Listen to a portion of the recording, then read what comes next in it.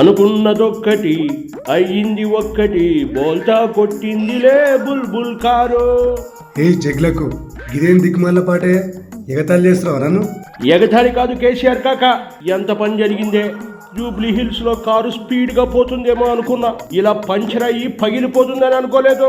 ఇగో జగ్లకు ముందుకి బక్వాస్ వాగుడు బంద్ చేయబోయి, అసలు నీతో కలిసినందుకే కదా నాకు ఈ గతి పట్టింది.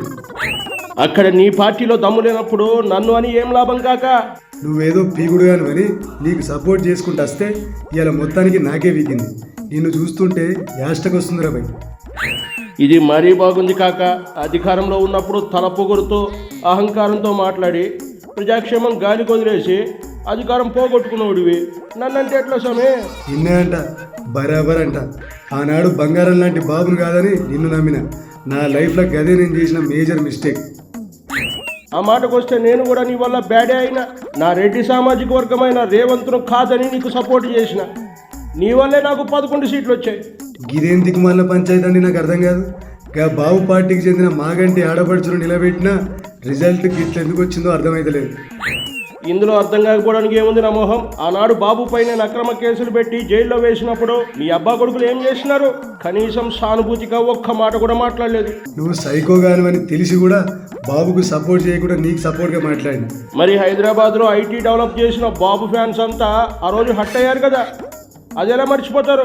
అందుకే నువ్వు మాగంటి వాళ్ళను నిలబెట్టినా కూడా అదును చూసి తప్పేసినారు. నీలాంటి చేతగాని సవట దద్దమ్మని నమ్ముకున్నందుకు నాకు తగిన శాస్తి జరిగింది.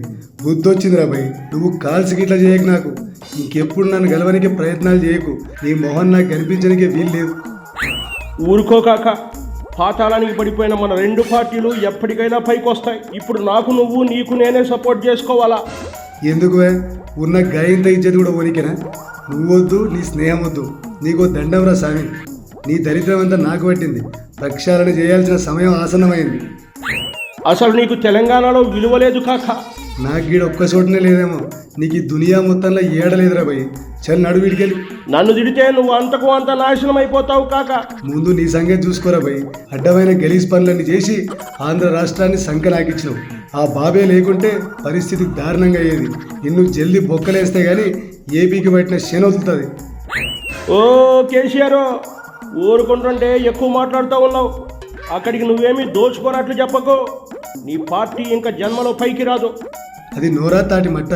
తల్లిని చెల్లిని అన్యాయం చేసినావు. చిన్నాయన్ని అడ్రస్ లేకుండా చేసినావు. నువ్వా నాకు చెప్పేది? ఇదిగో కేసీఆర్, ఆ చెల్లి విషయంలో కేటీఆర్ నేను ఇద్దరు ఒకటేలే. ఆల్మోస్ట్ మన లెక్కలు ఒకేలా ఉంటాయి.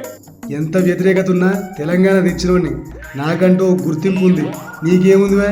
నీ ఎక్కిలి నవ్వు, ఏడుపు కొట్టు మొహం తప్ప. కనీసం నేను ఆ ఏడుపు కొట్టు మొహంతో జనాల్లోకైనా వెళ్తున్నా. నువ్వేం వీక్తా ఉన్నావు? బయటకు రాకుండా ఫామ్ హౌస్లో ఏం చేస్తూ ఉన్నావు? ఏదో వీక్తున్నలేవా? గవని నీకు చెప్పాలా? నువ్వు మొన్న మోంతా తుఫాన్ అప్పుడు ఏం చేసినావు? బెంగళూరు ప్యాలెస్లో ఎగ్గు పప్పులు తినుకుంటా పబ్జీ గేమ్ ఆడుకుంటా వన్నేవు. నువ్వేందా పత్తిత కబుర్లు నాకు చెప్తున్నావు? అసలు నువ్వు కాదు, నేనే నిన్ను వదిలేస్తూ ఉన్నా. పో పో పో పో పో పో పోషటి పో పో పో పో. రేవంత్ను యాద్ చేస్తే నాకు ఏన్నో కాలుతుందిరా భయ్. సన్నాసి, దద్దమ్మ, సుంట, గాడిద.